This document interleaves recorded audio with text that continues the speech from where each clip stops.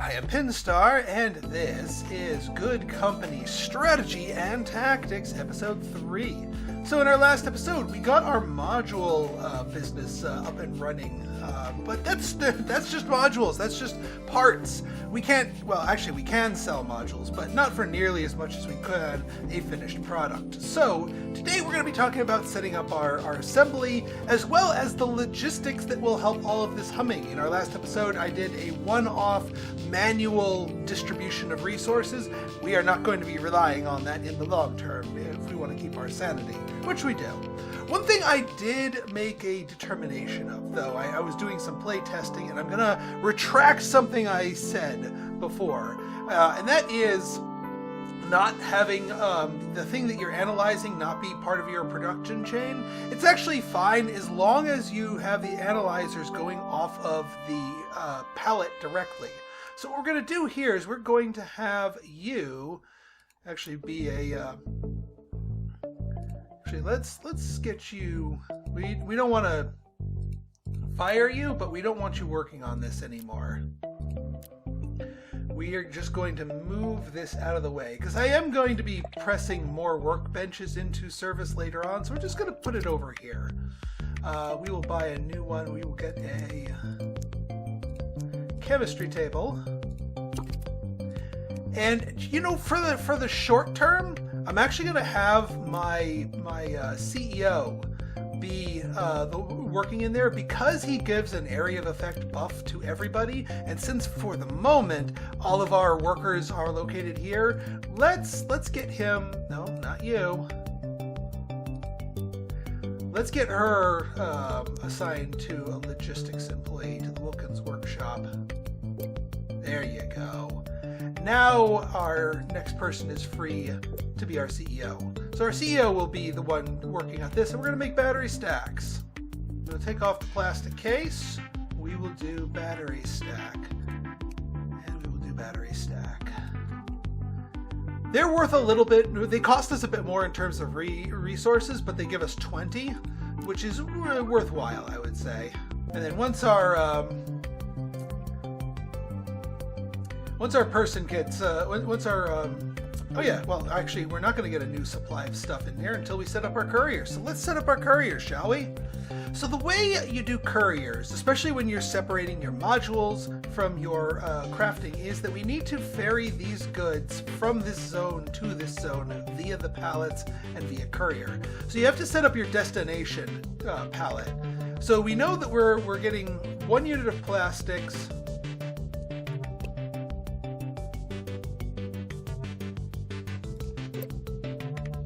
1 unit of wood, 1 unit of chemicals, and 3 units of electronic parts. Now it's going to yell at you with all these you know, exclamation points here. That's fine. The other thing that we want to do is we want to have a home for these for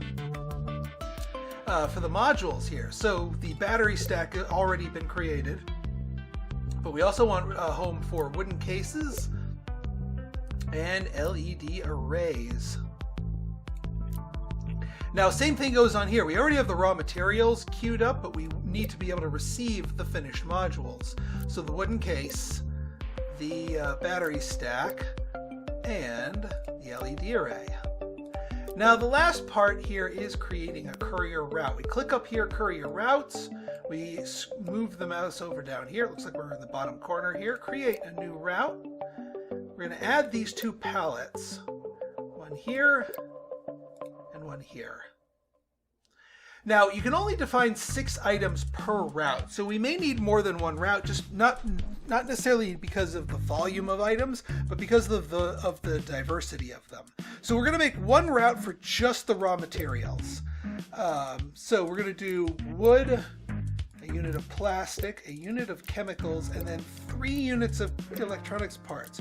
Why the redundancy? Well, because when you need to ferry over a higher volume of something, you need multiple iterations, because each iteration can only carry 1 stack. So in this case, we could carry up to 3 stacks at a single time, and if we're using them up that quickly, that's a good thing. Now, we want to look at our first thing, Shona's storehouse. So this is where the the raw materials come in. So we want to pick them up at Shona's storehouse and therefore drop them off at the Wilkins workshop.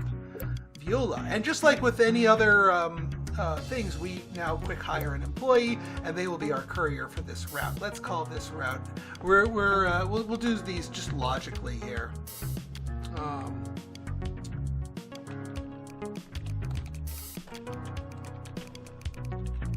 Virtual pet raw materials. That way there's no confusion as to what these things are. Now we're going to create a new one.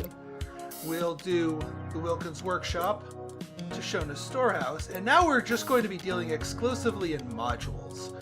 Wooden case, battery stack, LED array, and just so that we can get duplicates, we might as well maintain the ratio. So 2 battery stacks and 3 LED arrays. Are we actually going to be having this many modules at once? Maybe not, but it's good to have it, and we have the free space anyway.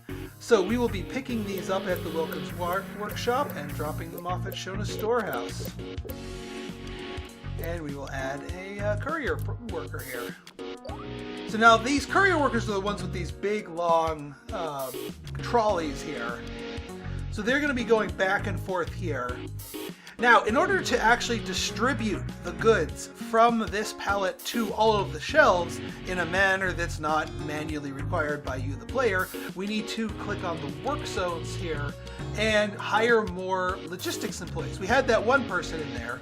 How many do we want? Well, I usually do about 1 logistics employee per shelf. So 1, 2, 3, 4, 5, 6 shelves.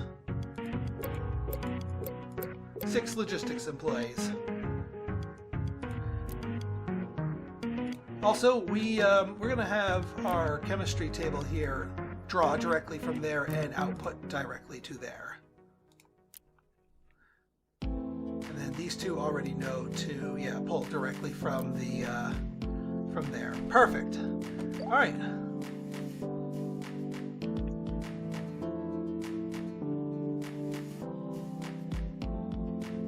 If you see someone carrying a good the wrong way, that just means there wasn't enough room at the destination to drop it off, which is fine, because again, they'll top off the resources here, which is all we need. We're building up a nice array of analysis research points as well, which is perfect. Now we come to here. Now this is starting to get some modules to its name, and it's time that we start setting up the assembly. Now, the assembly for the early game stuff is going to be pretty much the same as here, the waltz method here. Later on, that won't work for finished products. As soon as you get to a product that requires more than 3 different items to assemble, then the waltz method does not work. But for the early game, they're all 3 different products, which is perfect for us. So let's set that up.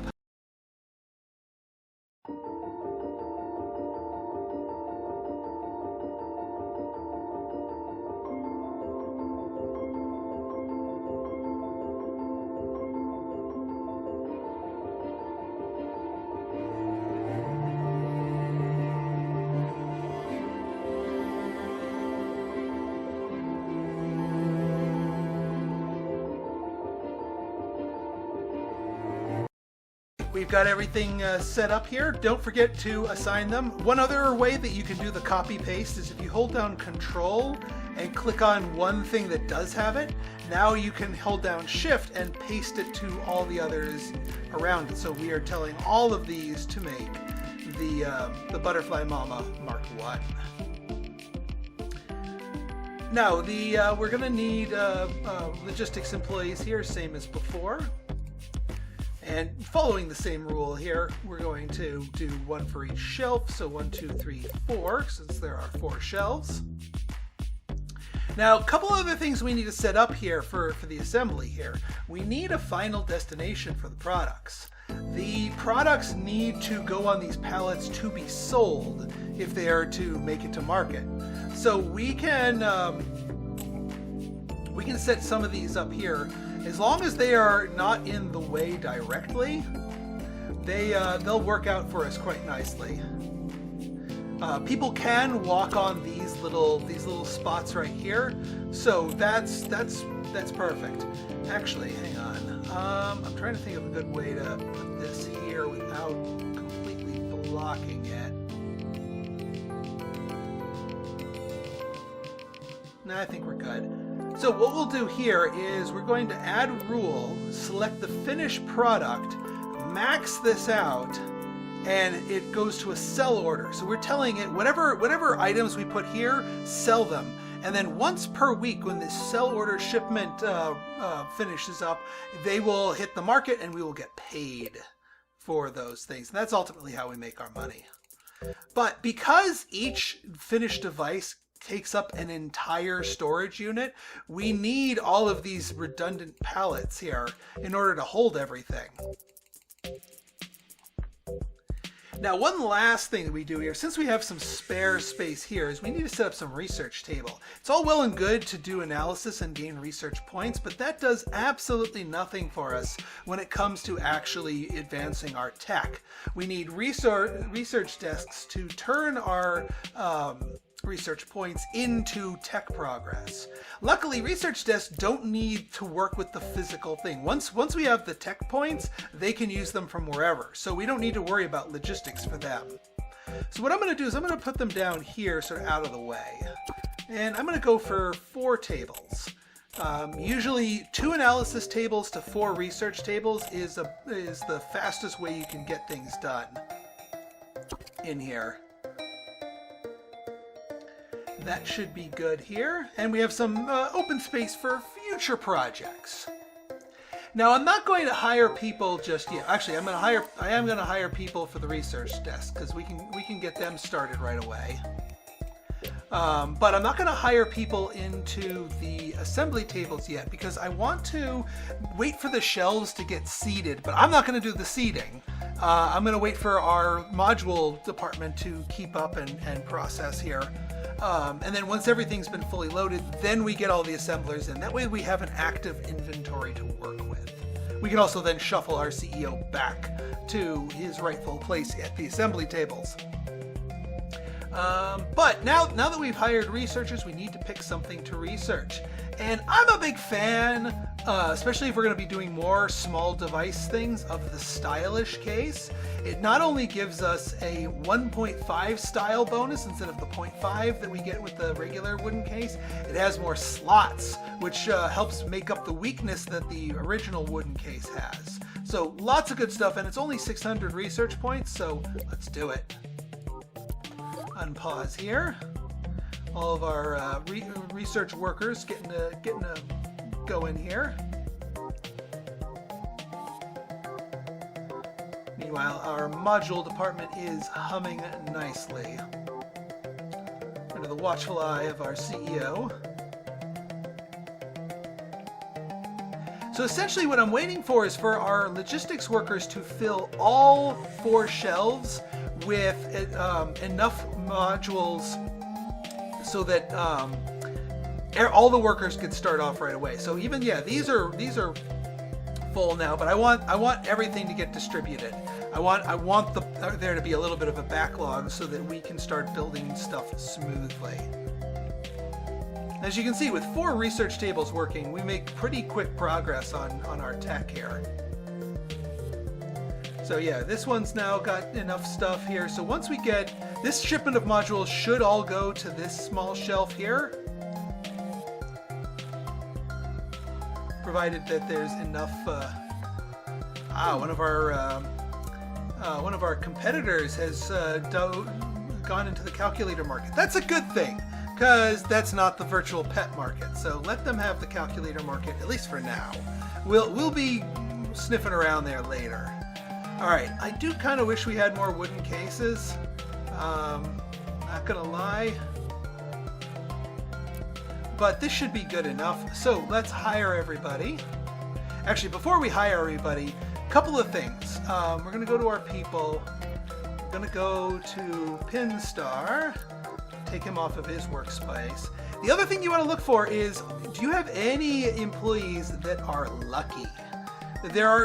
You sometimes will hire employees that have random skills, And we do have a lucky employee. This employee, for the same reason that we want our CEO on assembly, this employee needs to be on assembly too. So we're not going to fire her. We're going to take her off of that chemistry table because her skills are much better used at our other stuff here. So yeah, there you go. And then our CEO goes on here. And then that's everybody else. So now we can fire up and do our little trick where we scan for things that have 0 people, except for the basic workbench. We know we're not hiring anybody for that at the moment, but in due time, we will press that into service. Now that's all of our assemblers going.